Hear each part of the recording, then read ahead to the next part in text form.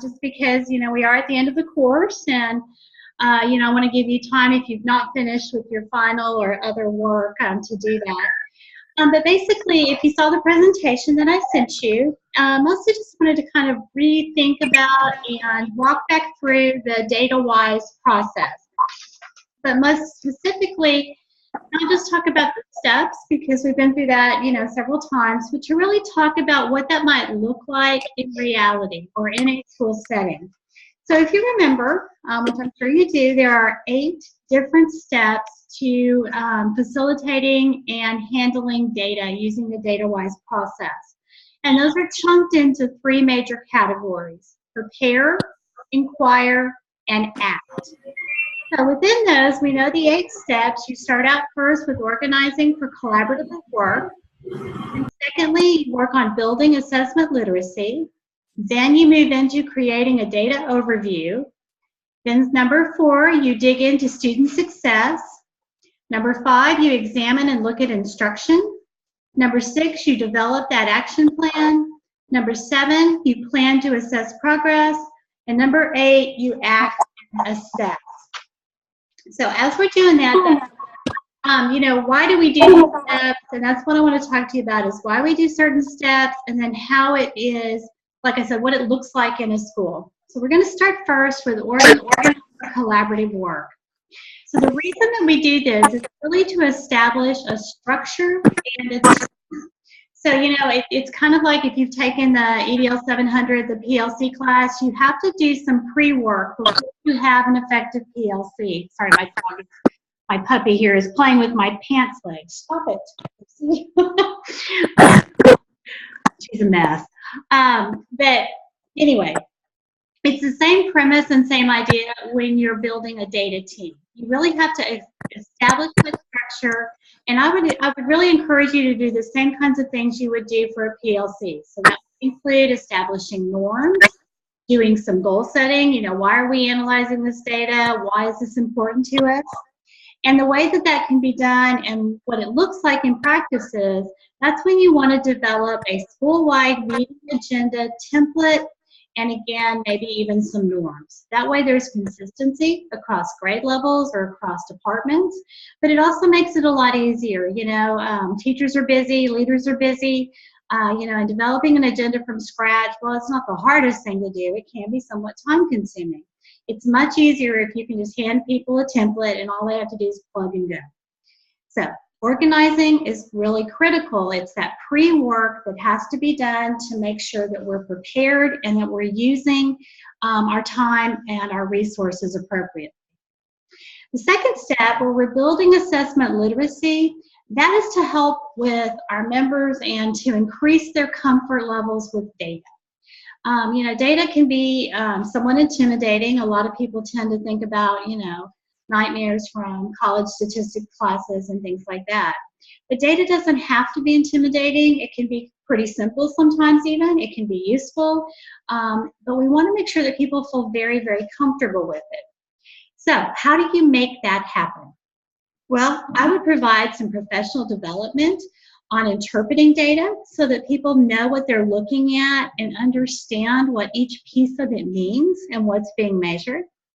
I would also make sure, too, that I spent time on whatever those areas are that is the school's focus.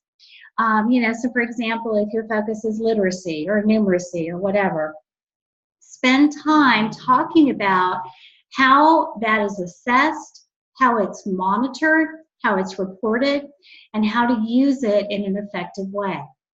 When you do that, again, you're creating not only a comfort level for people, but you're also making it more familiar, so therefore it seems much less intimidating. And my other dog is growling at the puppy. Oh, my word. I may have to take a break here and have my husband come get them both, but we'll see how this goes. So step number 3, we have to create a data overview. Why is that important? Because, again, remember, it's kind of like, when I was asking you guys to do some of the data planning and stuff like that, and, and I sent you reams and reams and reams of data. Part of the challenge, especially when you're in a leadership role, is to figure out what's important and what's not. A lot of that data is extraneous and not really helpful or even necessary. So when you're creating a data overview, the easiest way to go about that is to identify a priority question. Okay, so if you're familiar with curriculum planning that includes essential questions, it's the same kind of idea. What is it that we need to focus on and what is most important? So for example, what might that look like? How do students approach finding the main idea in literature? That can be the priority question. Okay. Next, you need to dig into the student data and specifically look at and identify a learner-centered problem. We tend to, when we think about data, we leave our problems in a very generic sort of format. So for example, we might say, oh, our reading scores are low. Well, you know, okay, maybe they are, but that doesn't really tell us anything. So as you're thinking about and really digging into that data, you have to keep drilling down and get very specific. So simply saying that our reading needs improvement or our reading scores are low is not going to be sufficient. You have to look at it from an objective level, and I don't mean objective, subjective. I mean literally at the objective or standard level, and figure out what it is specifically that the students are having problems with.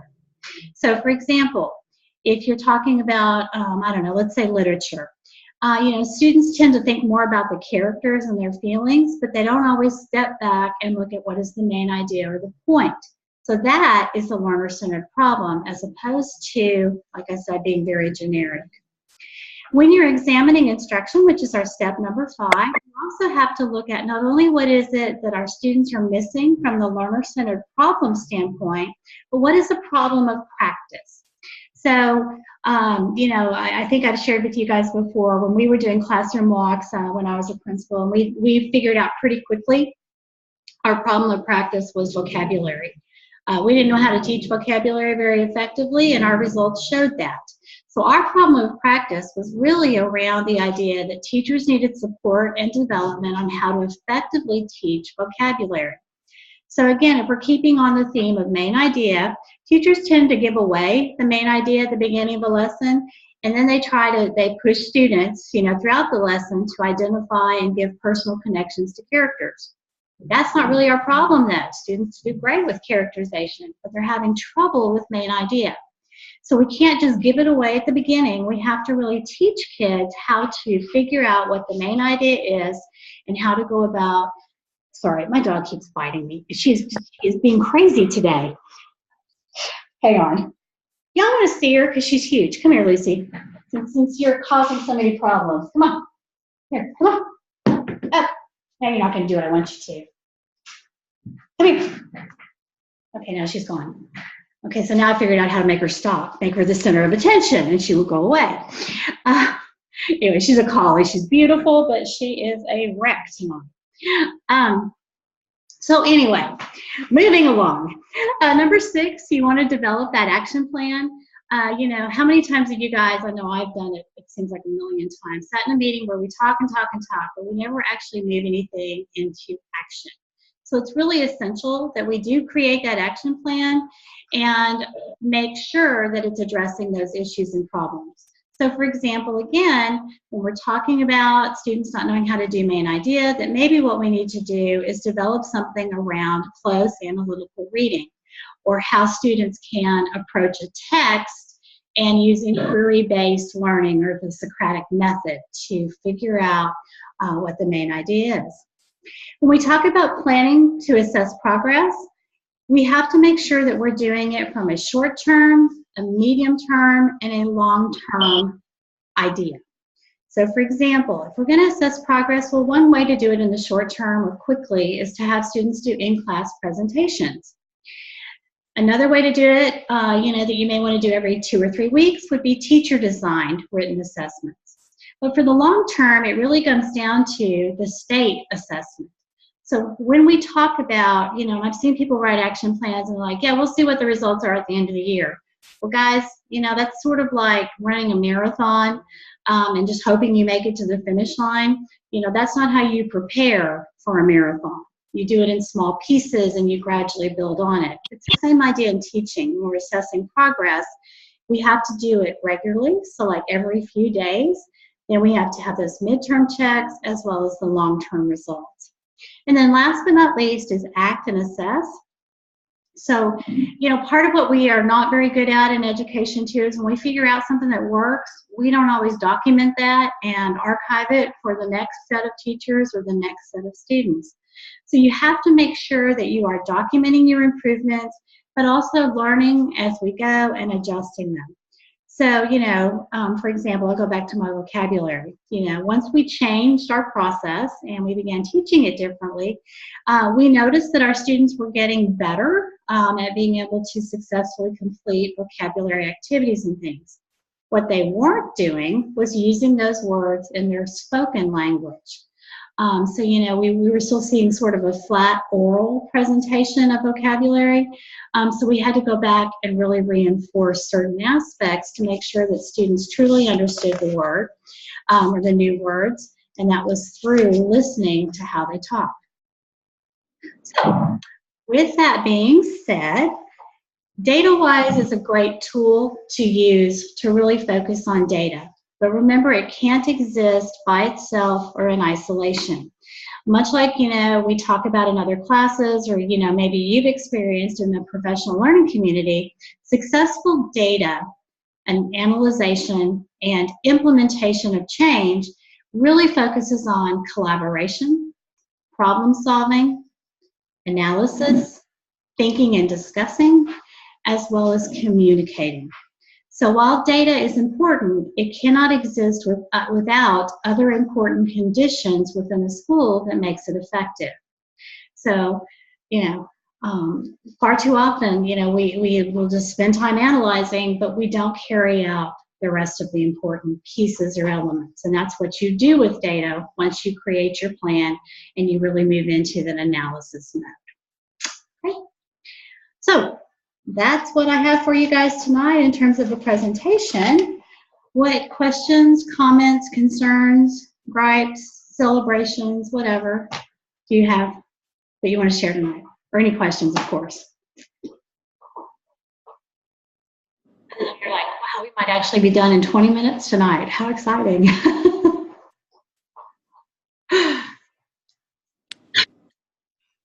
Sorry, she's got a bone. I was making sure that's what she was chewing on and not the furniture. Do we have to submit anything into Taskstream? No. I'll give you my personal bias. I hate Taskstream. Me too. No, we don't like each other very much at all. So what I do is I just take your assignments, and the only reason, guys, I don't know if y'all even know why we use Taskstream, but it really is for accreditation purposes, so we can show that we're demonstrating mastery for students of certain concepts, standards, whatever. And so what I do is I have my assignments tied to particular standards, that we have to be accountable for, and then I just do a mass upload of your assignments into Taskstream for you. It's just easier, and I experience less problems than having you guys do it. So no, you don't have to do Taskstream with me. And if you really feel badly about that, I'll send you the whole file and you can upload the whole thing for everybody. Okay. Hey, y'all are too easy. The other class had like 1 million questions. Any comments or concerns about the final or anything like that? I mean, I've got several people that are completely done. So hopefully it's not too much. Thank you for letting us complete things early. It made my life a whole lot easier right now. Yeah, and honestly, I needed to do that for myself because somehow I've become the accreditation queen at LSUS. So even though I don't work with the business school, I am in charge of all the logistics for their accreditation visit, which starts tomorrow. So it's been really crazy for me too. Good luck. Thank you. Yeah, we're going to need it. I mean, I think we'll do fine. It's just there's 1 million pieces still, you got to make sure in place. But we're in good shape. Anything else, guys? Well, I just want to tell you, how much I've enjoyed teaching you guys, and this is my first time to teach the class, so, I'm sorry. I'll apologize up front. It was definitely not my best effort. I tried, but it's just, there was 1 million. I look back and I can think of 1,000 things I'd want to change, but, I'm just always so impressed with our students and And you guys were certainly no exception. You have done an amazing job. You are brilliantly smart. Those of you that aspire to leadership, you're going to be dynamic, wonderful principals on into the future. And for those of you that are, in the MEDCI program, the same thing. Just a wonderful group of educators. So I feel very honored to have gotten to work with you guys and get to know you a little bit. So hopefully I'll see some of you on. Ow, sorry, she just bit my big toe. Ow. Come here, Lucy. They have to at least see you so they know that I'm not making this up. Here. Come on. Come on. Come on, come on, come on. Come on. Now you're going to be. Come on. Oh, come here. She only weighs 40 pounds as a puppy. Ah. Okay, get her. They can see you. Come on. I'll move the computer. So that's Lucy, who just bit me on the toe. Yes, you're sweet. But anyway, hopefully I'll see you guys on in the future, with some of the other classes and stuff. But and some of you too are getting very, very close to graduation. In fact, I think we've got a few that are actually finishing this semester. And if you need, don't hesitate to call me. I'm happy to do recommendation letters. Whatever it is I can do to help and support you guys. Yeah, the 14-year-old dog is very unhappy that this puppy's bothering her right now. So anyway, but like I said, I just really do, love teaching and getting to know you guys. You're an awesome group. And if there's anything I can do to help you on in the future, don't hesitate to reach out and let me know. Okay? Thank you so much. We appreciate your help. No problem. Thank you. All right, guys. Well, you get a break tonight. Woohoo! 20 minutes. Have a great night. And hopefully we'll see some of you guys on in the future and at graduation. Good night.